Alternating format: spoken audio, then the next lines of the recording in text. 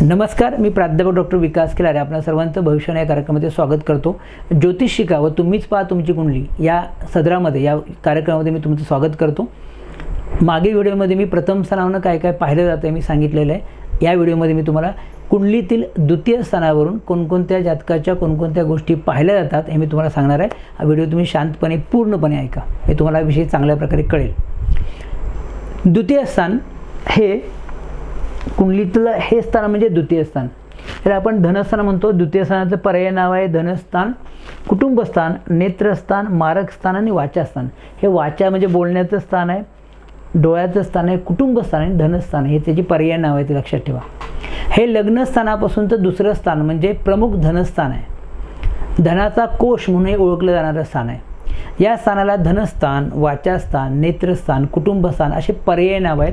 पर्याय नाव जर तुम्ही लक्षात ठेवले तर तुम्हाला लगेच कळेल की या स्थानावरून कोणकोणत्या गोष्टी पाहिल्या जातील। पर्याय नावामध्ये सगळा अर्थ आहे। आता धनस्थानामध्ये की तुम्ही व्यक्तीच्या धनाचा विचार, पैशाचा विचार तुम्हाला त्या स्थानावरून केला जाईल, हे तुम्हाला लगेच समजेल। शिकायची काही गरज पडणार नाही, यासाठी प्रत्येक स्थानाचे पर्याय शब्द नक्की पाठ करा। आता आपण या द्वितीय स्थानावरून कोणकोणत्या गोष्टी पाहिल्या जातात आपण सविस्तर पाहणार आहोत। हे धनस्थान असल्यामुळे सगळ्यात पहिल्यांदा जातकाची संपत्ती, जातकाची आर्थिक स्थिती, जातकाचा पैसा याचा विचार या स्थानावरून केला जाणार आहे, लक्षात ठेवा। त्याच्याबद्दल आपण माहिती बघूया। या स्थानावर म्हणजे धनस्थानावर म्हणजे द्वितीय स्थानावरून जातकाला जीवनात मिळणारे विविध आर्थिक लाभ, आर्थिक फायदे याचा विचार केला जातो।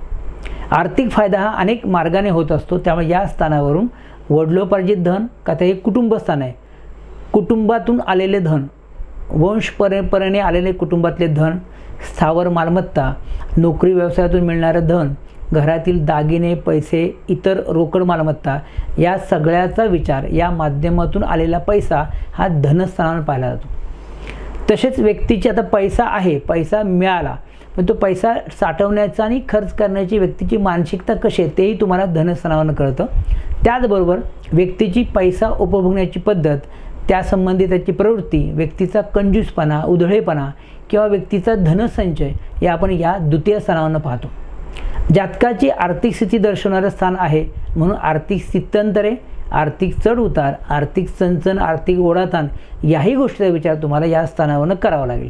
थोडक्यात व्यक्तीची आर्थिक स्थिती कशी असेल, व्यक्ती सधन कुटुंबामध्ये जन्मले असेल की गरीब कुटुंबामध्ये, हे आपल्याला त्याच्या कुंडलीतल्या धनस्थानामध्ये पाहता क्षणी कळतं।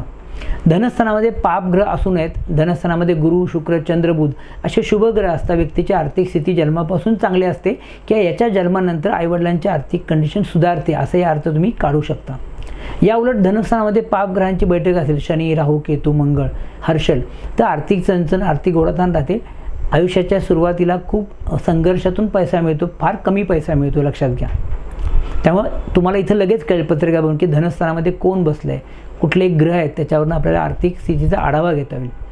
त्यानंतर धनस्थानावरून आपल्याला कुटुंबस्थान आहे, त्यामुळे कुटुंबाचा सर्व विचार आपल्याला धनस्थानावरून करता येतो। व्यक्तीच्या कुटुंबाचा विचार या स्थानावरून केला जातो। व्यक्तीच्या कुटुंबामध्ये किती माणसं आहेत, ती माणसे स्वभावाने कशी असतील, किती माणसं असतील, त्यांचा कुटुंबावर होणारा खर्च किती असेल, इतर लोकांची पालनपोषणाची अगर आर्थिक जबाबदारी त्यावर आहे का, व्यक्तीवर अवलंबून असणारे घरातील लोक, या सगळ्याचा विचार तुम्हाला धनस्थानावरून करायचा आहे। त्यानंतर एक कुटुंबस्थान असल्यामुळे तुमच्या कुटुंबाची किंवा घराण्याची स्थिती ही धनस्थानावरून पाहिली जाते। या स्थानावरून घराण्याचा इतिहास, घराण्यात किंवा कुटुंबात झालेले आर्थिक चढ उतार, घराण्याचे यश अपयश, घराण्याचे शाप आणि वरदान, सांसारिक आणि कौटुंबिक सुखदुःख, तसेच कुटुंबाची वृद्धी आणि कुटुंबाचा नाश या सगळ्या गोष्टीचा विचार धनस्थानावरून केला जातो। कुटुंबाचं स्थान आहे, त्यामुळे घराचं शाप आहे, त्यामुळे कौटुंबिक शाप त्याला पितृशाप म्हणतो। पितृशाप, पितृदोष दाखवणारं स्थान आहे। घराण्याचे चढ उतार, घराण्याचे शाप वरदान आपल्याला धनस्थानावरून खूप चांगल्या प्रकारे समजतात। त्यानंतर धनस्थानाकडे कुठले अवयव येतात, तर धनस्थानाकडं घसा, गळा, स्वरयंत्र, दात, जीभ, डोळे, थायरॉईड असे आजार येतात। म्हणजे डोळ्या, नाक, तोंड, दात, जीभ, अन्ननलिका, घसा, गळा हे सगळे अवयव द्वितीय स्थानाकडे येतात।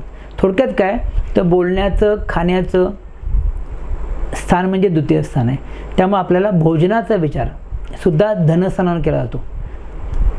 भोजन व व्यक्तीला खाणेपिणे संबंधीच्या आवडीनिवडी बघायचे असतील तर तुम्हाला धनस्थान पाहावं लागेल. व्यक्तीला खाण्यास मिळणार अन्न, त्याची उत्कृष्टता, त्याची निकृष्टता या सगळ्याची विचार धनस्थानावर केला जातो. सर्वच लोकांना काय खूप चांगलं पंचपक्वान्न मिळतं असं नाही. काही लोकांना उपाशी राहावं लागतं, काही लोकांना शिळं पाकं खावं लागतं, काही लोकांना मध्यम जेवण मिळतं, काहींना खूप चांगलं जेवण मिळतं. हे तुमच्या पत्रिकेतल्या धनस्थानातल्या राशी आणि ग्रहावरनं ठरतं, हे लक्षात घ्या. प्रत्येकालाच जेवणाबद्दलची अभिरुची, चॉईस किंवा खूप चांगलं जेवण मिळणं नशिबात असतंच असं नाही. हे तुमच्या पत्रिकेतलं धनस्थानावरनं तुम्हाला समजतं, हे लक्षात ठेवा.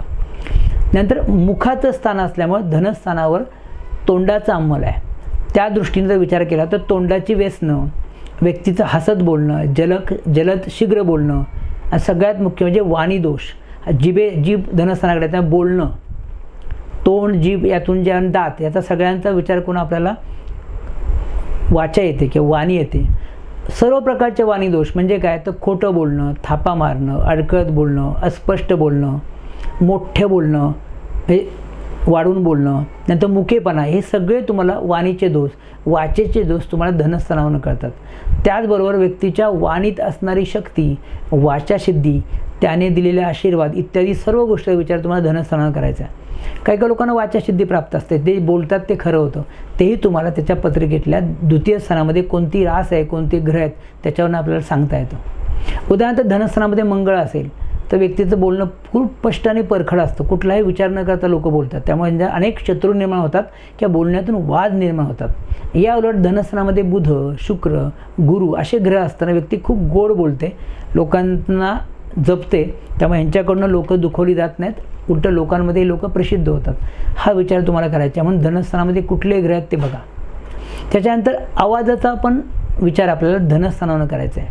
हे वाचास्थान असल्याने व्यक्तीचं बोलणं, बोलक्या विद्या, कला, गायन, अभिनय, शिक्षकी पेशा, पौराहित्य, वकिली, ज्योतिषी, काउन्सिलिंग, मार्गदर्शन या इत्यादी गोष्टी या स्थानावर पाहिल्या जातात, कारण या सगळ्या गोष्टी बोलण्याशी संबंधित आहेत.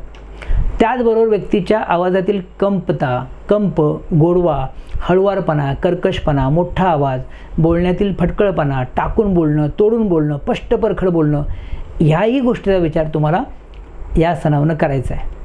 म्हणजे विचार करा, व्यक्तीची वाणी आणि त्याचा आवाज. काही काही लोकांचा जन्मजातच आवाज खूप छान असतो, ज्यांच्या धनस्थानामध्ये खूप चांगले ग्रह असतील, शुक्रासारखे ग्रह असतील, ती लोक खूप चांगलं सूत्रसंचालन, निवेदन किंवा चांगले गायक होतात. चांगला मार्गदर्शक व्हायचं असेल, चांगला काउन्सिलर व्हायचं असेल, कन्सल्टिंग चांगलं करायचं असेल तर तुम्हाला धनस्थानामध्ये बुध असणं फार गरजेचं आहे. धनस्थानामध्ये बुध असणारी माणसं खूप चांगलं कन्सल्टिंग, शिक्षकी पेशा, शिकवणं, क्लास घेणं हे खूप चांगल्या प्रकारे करतात, हे लक्षात घ्या. अशा प्रकारे तुम्हाला विचार करायचा. त्याच्यानंतर यामध्ये कुठल्या अवयव, मगाशी मी सांगितले की धनस्थानामध्ये घसा, गळा, सोरयंत्र, थायरॉइड, दात, जीभ, नेत्र, उजवा डोळा विशेषतः या सगळ्याचा विचार तुम्हाला धनस्थानावर केला जातो.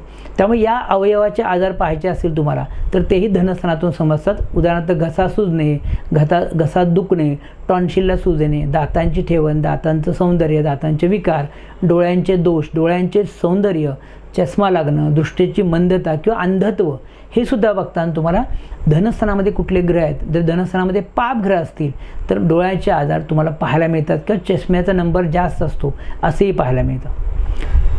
थोडक्यात काय तर धनस्थानाकडं आपल्याकडे आवाज आहे, खाणं आहे, संपत्ती आहे, पैसा आहे, या गोष्टीबरोबर धनस्थान हे मारकस्थान हे विसरून चालणार नाही. धनस्थानाला एक पर्याय नाव आहे मारकस्थान, कारण 2 आणि 7 ही स्थानं मारकस्थान आहेत. त्यामुळे मारकस्थानामध्ये पडलेले ग्रह हे आरोग्यावर परिणाम करतात. त्यामुळे याचाही विचार तुम्हाला धनस्थानामधले ग्रह बघून फलादेश करताना करावा लागेल. हे कुटुंबवृद्धीचं स्थान असल्याने या स्थानावर विवाहाचा योग, तसेच वंशवृद्धी म्हणजे संतती होणार आहे का नाही, लग्न होणार आहे का नाही, हे पण आपल्याला धनस्थानातल्या ग्रहावरून चांगल्या प्रकारे समजतं. ही गोष्ट लक्षात घ्या. आता धनस्थान हे शुभ आहे का अशुभ आहे, तर हे मारकस्थान असल्यामुळं हे द्वितीय प्रतीचा अशुभ आहे. प्रथम प्रतीचा अशुभ नाही आहे, पण हे द्वितीय प्रतीचा अशुभ आहे, लक्षात घ्या. कारण आरोग्य आणि आयुष्याच्या बाबतीत हे स्थान त्रासदायक ठरतं, हे लक्षात ठेवा. एक निवेदन करतो, या एवढ्या ज्या गोष्टी मी सांगितल्या त्या सगळ्या गोष्टी तुम्हाला द्वितीय स्थानावर पाहिजेत.